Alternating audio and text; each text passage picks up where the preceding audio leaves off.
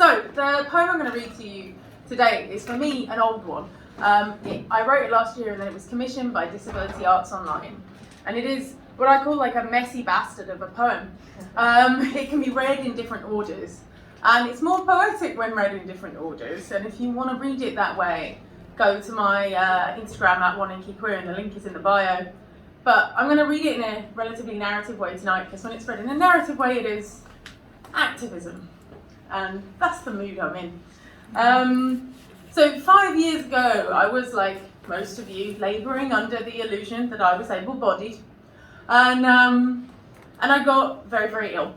And I was very unhappy, and I got very, very ill in a way that lasts. I had fibromyalgia. And it's a through-the-looking glass moment in both good ways and bad ways.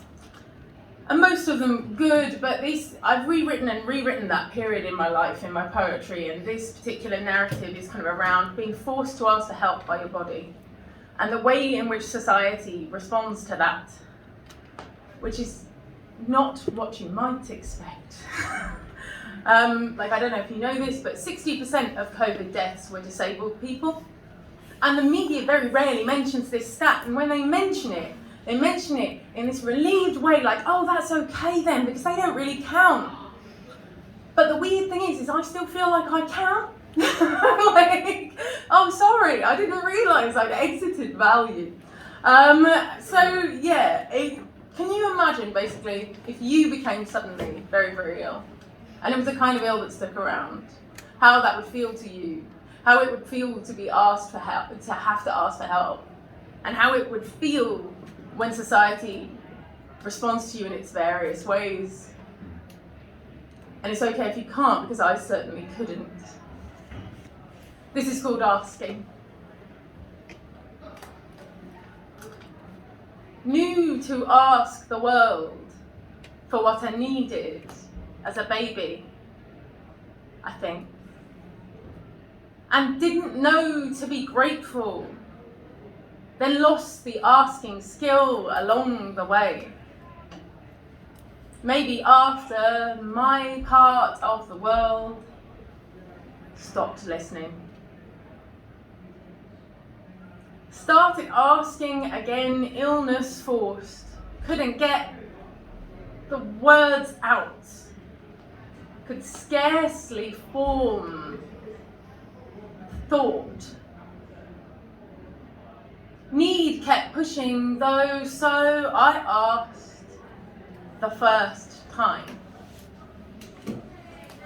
No one heard. I was tolerated with quiet sniping, a ghost in that house. No one heard. I heard me. Perceived weakness, stung like bees. Pain biting. I asked a second time. Disabled friends, heaven sent, a label I could not own yet. Listened above the deafening clamour of shrugging doctors.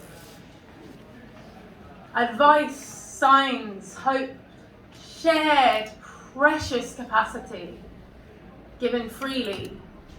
I was so grateful, so ashamed. Sometimes migraine stole my asking ability away on an aphasic wave. Partners noticed, sometimes, if they were there. Rescues much needed from normal social spaces. Other times, I cowered alone on toilet floors. Only noticed when I wasn't doing my job. Words recovered, I asked more urgently a third time. Attacker feared, career hanging in the balance.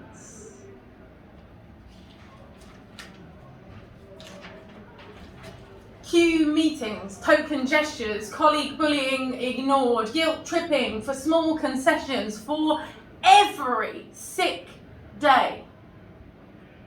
And they waited,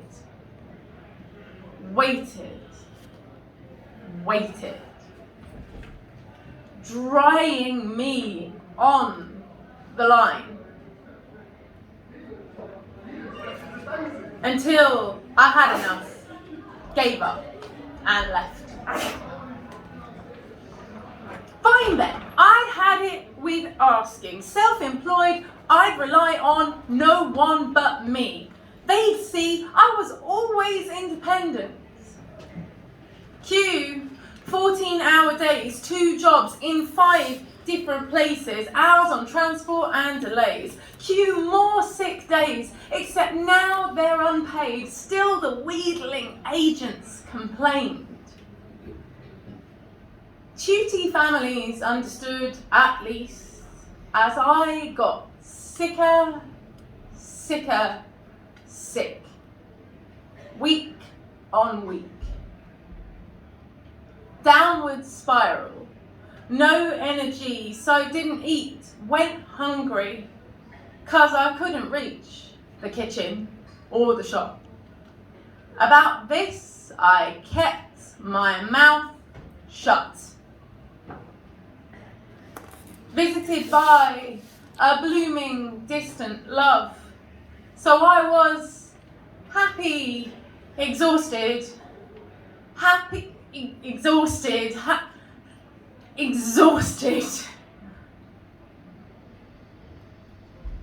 Desperate, I asked a final first time and was heard.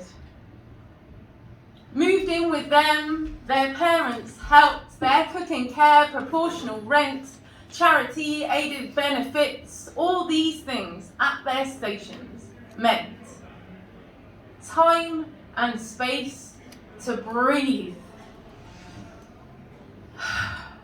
I could take care of me. Ask less, be more.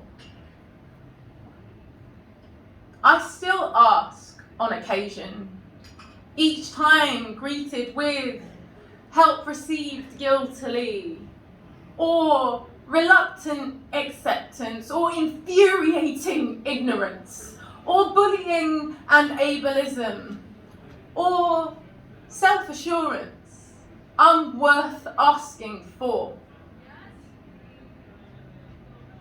Tell me, are you grateful?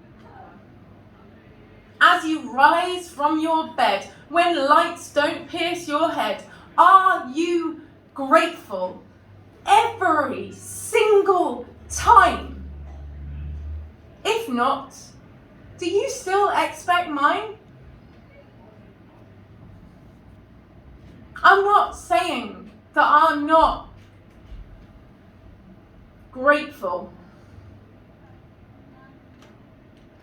I'm just asking.